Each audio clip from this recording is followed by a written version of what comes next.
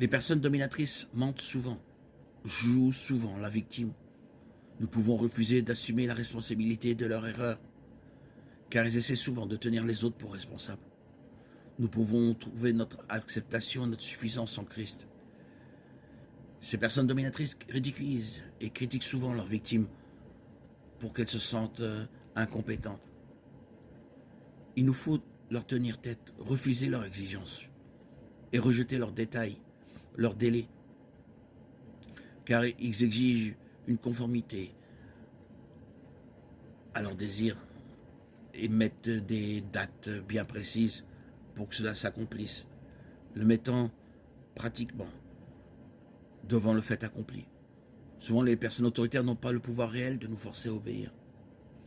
Au contraire, elles menacent de se mettre en colère, de répandre des mensonges, de couper la communication ou de faire autre chose pour nous rendre la vie plus difficile, en guise de punition.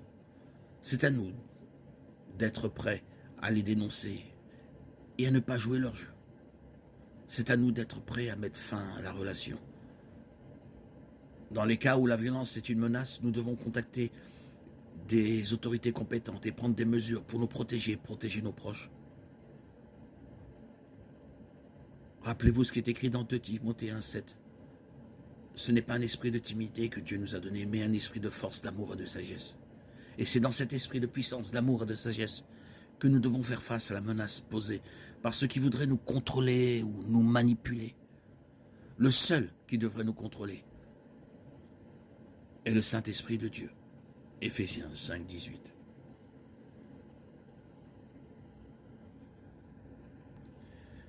Et ne vous enivrez pas de vin, car c'est une débauche, mais soyez remplis de l'Esprit.